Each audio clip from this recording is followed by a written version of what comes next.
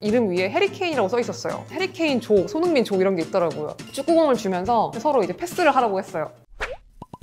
안녕하세요. 저는 한국 프로축구 연맹 홍보팀에 근무하고 있는 양송이라고 합니다. 지금 어떤 일을 하고 계시죠? 우리나라 프로축구가 K리그라고 하는데 K리그를 좀 알리고 23개 구단이 있는데 홍보가 돼서 관중들이 많이 올 수 있도록 좀 리그를 알리는 일을 하고 있습니다. 토트넘 한국인 1호 직원이라는 게 엄밀히 말하면 토트넘 이제 구단 사무직에 한국인 분이 계셨어요. 저는 이제 토트넘 그 리테일 스토어라고 해서 그 샵에 이제 유일한 한국인 직원이었어요. 처음이자. 네. 어떻게 보면 2호세요? 아, 2호입니다. 리테일 스토어가 네, 맞아요. 흔히 생각하는 이제 MD샵에서 근무를 했었거든요. 워낙 한국인 팬분들이 많이 오시니까 그분들 대상으로 유니폼 팔고 뭐 안내해드리고 그런 일을 했었고, 경기날이 아닐 때도 스토어에서 근무를 했었어요. 저는 이제 2018-19 시즌에 근무를 했었어요. 제가 2002 월드컵 때 중학교 1학년이었거든요. 그때 처음 이제 축구를 좋아하게 돼서 자연스럽게 월드컵 끝나고 K리그를 보기 시작했어요. 어렸을 때부터 취미로 보다가 대학을 졸업하고 나서도 관련된 일을 좀 하고 싶었거든요. 그래서 이제 운 좋게 인천 유나이티드라는 K리그 구단에 입사를 했고, 매너리즘에 빠질 때쯤 워킹홀리데이를 지원을 했다가 합격을 해서 그렇게 영국에 갔거든요. 직원이시다. 정직원이었고, 저는 그때 연차도 꽤 6년 차였고, 네. 그때 제가 딱 30살이었는데 제 그때 주변 30살 친구들은 조금 안정기에 접어들거든요. 그때 워홀을 가는 사람은 제 주변에 아무도 없었죠.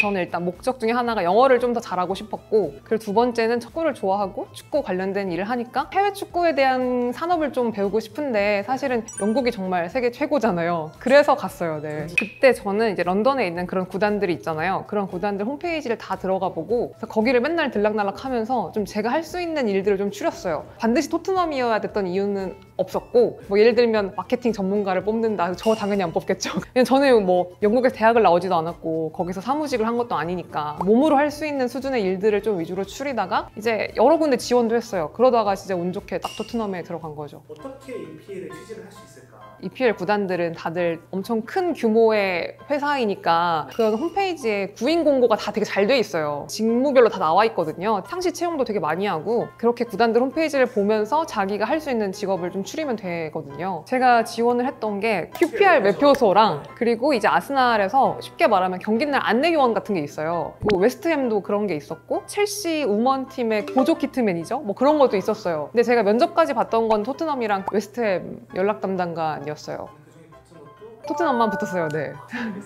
일단 제출을 인터넷으로 할 때 사진을 넣는 란도 없었고, 나이도 몇 살인지 생년월일을 입력하는 게 아니라 뭐 내가 25부터 30 사이, 30부터 35 사이 이런 식으로 나이 탭을 선택만 하면 돼요. 저희가 일반적으로 생각하는 그런 정보들은 좀 요구를 하지 않았고, 대신에 이제 자기소개서 같은 거를 쓸 때 좀 저희랑 비슷한 것도 있었어요. 예를 들면 뭐 내가 다른 지원자보다 뛰어난 점이 뭔지, 직업에 대한 나의 철학은 무엇인지, 좀 그런 거를 할 때 저는 뭐 K리그 구단에서의 경험을 좀 많이 어필을 했어요. 확실히 손흥민 선수가 있으니까 저는 한국어를 할 줄 안다는 것도 많이 좀 어필을 했어요. 그렇게 이제 메일로 합격이 이제 오거든요. 그래서 뭐 면접 장소랑 시간을 알려줘가지고, 저는 이제 한국에서 직장 생활도 해봤고 하니까 이제 정장 차림으로 갔죠. 그때 생각보다 사람도 진짜 많았고, 저 말고 다들 진짜 완전 편한 옷을 입고 온 거예요. 그냥 청바지에 그냥 티셔츠 입고 와가지고, 사실 사진이 없으니까 얼굴을 모르잖아요. 그래서 제 이름 확인하고 제 이름 위에 해리케인이라고 써 있었어요. 그래서 이게 뭘까 하고 이제 앉아서 설명을 들었는데, 나중에 그 해리케인 조, 손흥민 조 이런 게 있더라고요. 조그만 그 테니스 공만한 공을 하나 주면서 이제 동그랗게 저희를 서게 했어요. 이제 서로 이름을 한 번씩 말해주고 이름을 부르면서 공을 던지라는 거예요, 그 사람한테. 근데 애들이 이름이 너무 어려운 거예요.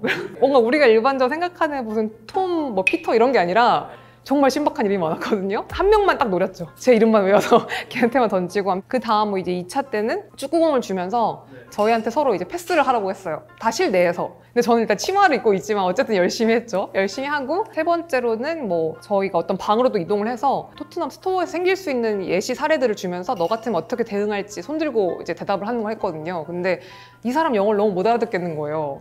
그래가지고 그때 진짜 한마디도 못했어요. 그 다음 세션에 정말 잘해야겠다 이제 생각을 하고 퍼스로 오행시 짓기였는데, 그땐 좀 손들고 열심히 좀 발표를 했죠. 네. 이렇게 하고 이제 합격을 하게 됐죠. 그러니까 이게 너무 어리둥절하고 내가 잘하는 건지 못하는 건지 전혀 감을 잡을 수 없는 거예요.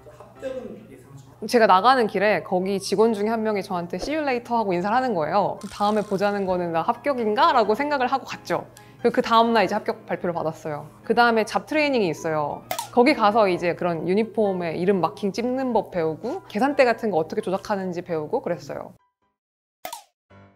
취직 후에 대한 얘기를 한번 또 해볼 것 같은데 네, 토트넘 구단이 유럽 축구단 중에 가장 큰 규모의 스토어를 만든 거예요. 그래서 경기날 거기 직원이 100명 있어요. 100명이 예, 경기날 일하는 직원만 100명이에요, 거기. 그 스토어 안에 엄청 다양한 섹션이 있어요. 예를 들면 유니폼을 파는 데가 있고, 일상복을 파는 데가 있고, 뭐 기념품 등등이 있는데, 저는 항상 거의 고정으로 유니폼 섹션이었어요. 왜냐면은 한국인들이 여길 제일 많이 오거든요. 그래서 저희가 딱 구조상 들어오면 가장 먼저 보이는 게 손흥민 유니폼이 딱 보이게 해놔가지고, 네. 한국인들이 다 거기로 오세요.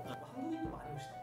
코로나 이전이었어가지고 경기날 스토어의 70~80%가 한국인이었어요. 제가 있을 때는. 근데 저 한국말 할 줄 아는 사람이 저밖에 없으니까 경기날 엄청 바쁘고 정신이 없고 똑같은 말도 막 계속하고 막 그랬죠. 다른 직원들도 하다가 안 되면 이제 저한테 데리고 와서 이제 설명해가지고. 네. 근데 일단 한국인분들이 제가 있다는 거에 굉장히 안도하고 너무 반가워하시니까 저도 그냥 같이 웃으면서 너무 행복하게 일을 했던 것 같아요. 왜냐면 제가 진짜 뭐 대단한 사람이라서 거기서 일을 하는 게 아니라 저는 정말 그냥 한국말 할 줄 아는 건데 거기서는 그게 막 스펙인 거예요. 사진 찍자는 말도 한번 해주세요. 되게 많이 찍자고 하시니까 같이 일하는 애들이 너 한국에서 유명하냐고 물어보는 거예요. 나 하나도 안 유명하다. 근데 그분들은 그냥 신기해서 찍는 건데 걔네는 그걸 보고 신기했던 거죠. 사실 축구 보러 온 사람들이니까 삶에 찌들어 있지 않고 되게 오늘 행복하게 와서 손흥민 경기 보고 기분 좋잖아요. 그래서 막 저한테 막 그랬던 분은 없었어요. 혹시 월급은 좀 어때요? 월급은 딱 정해진 금액이 들어오는 게 아니라 근무한 만큼 들어와요. 경기가 많으면 더 많이 받고 약간 이렇게 수당식으로 받아가지고 그 당시에 뭐 식당에서 일한다든지 뭐 옷가게에서 일한다든지 비교하면 많이 주는 편이었어요.